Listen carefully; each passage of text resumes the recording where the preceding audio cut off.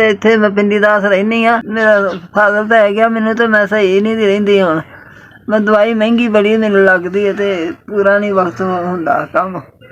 ਬੱਚੇ ਨੇ ਅਤੇ ਉਹ ਮੇਰੀ ਵੀ ਦਵਾਈ ਪੂਰੀ ਕਰਦਾ ਅਤੇ ਆਪਣੇ ਵੀ ਬੱਚੇ ਪਾਲਦਾ। ਹੱਥ ਪਹਿਲਾਂ ਮਾੜਾ ਮੋਟਾ ਕਰ ਦਿੰਦੇ ਨੇ।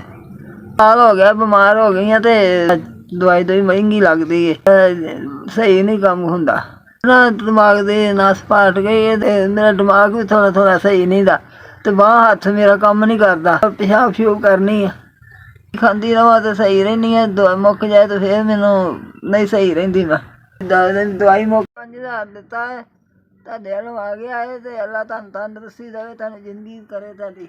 ਦਵਾਈ ਵਾਸਤੇ ਮੈਨੂੰ 5000 ਉਹਨਾਂ ਨੇ ਦੇ ਦਿੱਤਾ। ਬੱਚੇ ਖਿਲਾਏ ਨੇ, ਬੱਚੇ ਖਿਲਾਏ, ਪੈਸੇ ਖਿਲਾਏ ਉਹਨਾਂ ਨੇ। ਬੱਚਿਆਂ ਨੂੰ ਤੰਦਰੁਸਤੀ ਦੇਵੇ ਅੱਲਾ, ਵੱਡੀ ਉਮਰ ਕਰੇ ਨੇ ਅੱਲਾ, ਨੇਕ ਹੋਣ। ਕੀ ਕੀਤੀ ਮੇਰਾ ਮਹੀਨਾ ਲੰਘ ਜਾਏ, ਦਵਾਈ ਖਾਵਾਂਗੇ ਲਿਆ ਕੇ ਤੁਹਾਨੂੰ ਸੀਸਾਂ ਦੇਵਾਂਗੇ।